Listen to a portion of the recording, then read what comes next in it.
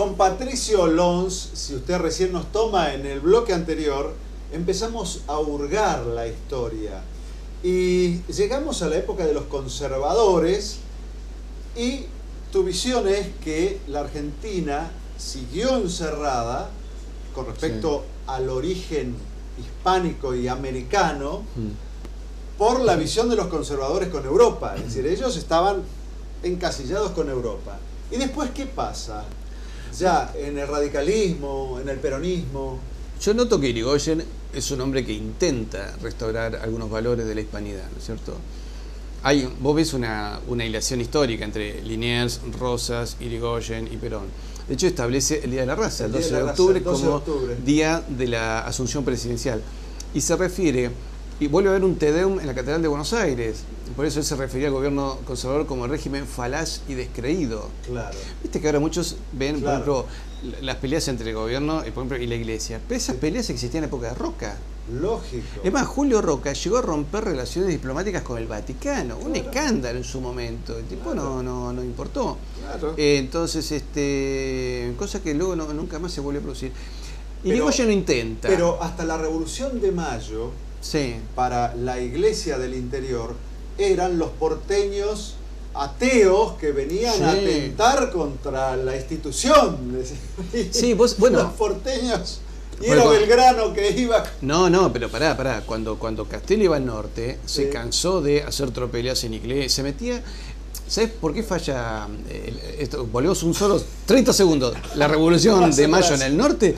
Porque Castelli se le ocurre, Viernes Santo, que es el día de luto de la iglesia, entrar en las iglesias a caballo. ¿Quién se mete con un caballo dentro de una iglesia? Un salvaje.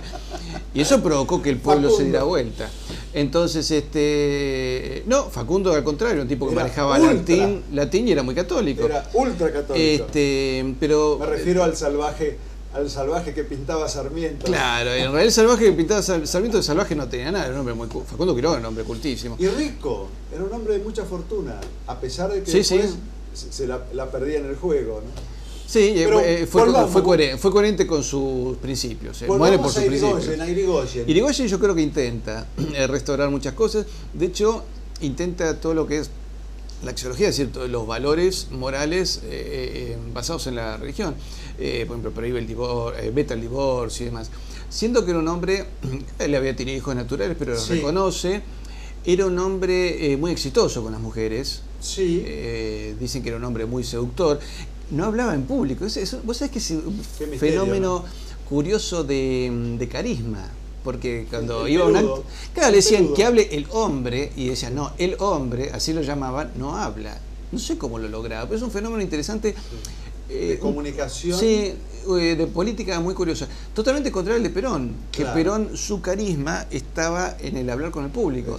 Que también era muy simpático en lo personal.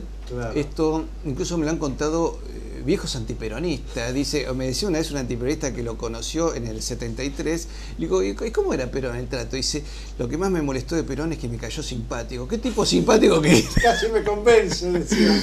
Entonces, y también es seductor con las mujeres, se casó 3 veces, ¿no es cierto? Y ellos también restauraron muchos valores de la hispanidad. El discurso de Perón en defensa de la hispanidad es fantástico. Déjame que yo presuma un poco tus ideas con respecto al futuro.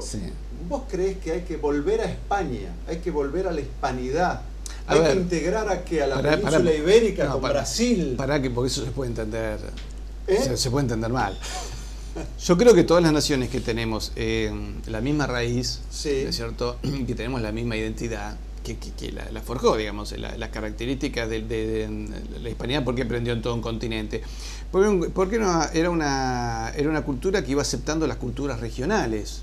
No así como los ingleses que tomaron, por ejemplo, Australia y mataron a todos los aborígenes, ¿no es cierto? Lo mismo hicieron en Estados Unidos. No quedaron. En cambio acá, si vos caminás por las calles, ¿cuántos amigos tenemos que con la piel mucho más tostada? Eso porque hay sangre india. Que después la leyenda negra inventó una mentira.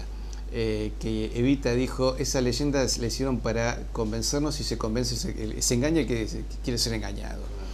Yo creo que debemos plantearnos alianzas en común.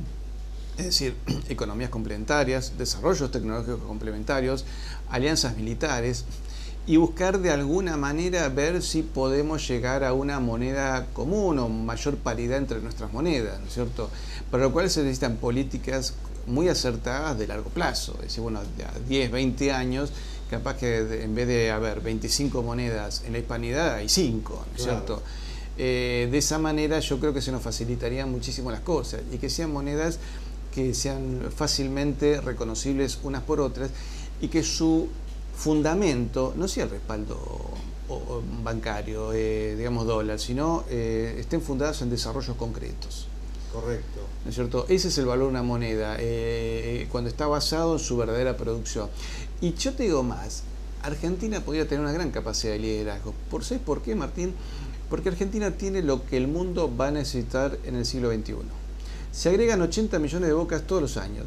Argentina podría producir mayor cantidad de alimentos, alimentos orgánicos, alimentos industrializados, transportados en su propia marina mercante, en barcos construidos en sus propios astilleros y comercializados en sus propias cadenas de comercialización.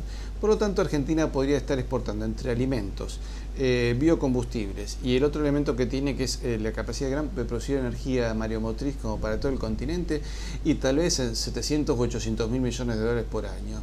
Entonces, Argentina podría tener un impacto muy positivo en la alimentación, en la producción de energía renovable y limpia, y liderar también la recuperación del medio ambiente, que son 3 características que el mundo sí o sí necesita en el plano material para sobrevivir.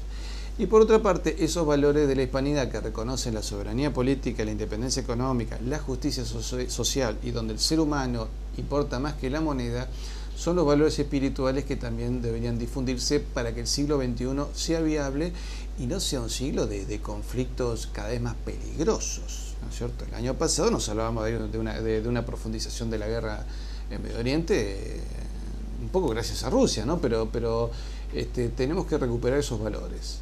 Cuando Patricio Lons me dijo que íbamos a hablar de 200 años de historia, digo, uy, no terminamos más, no lo cerramos más. Sin embargo, creo que lo cerraste muy bien porque estás usando esas referencias históricas para proyectar, ¿no?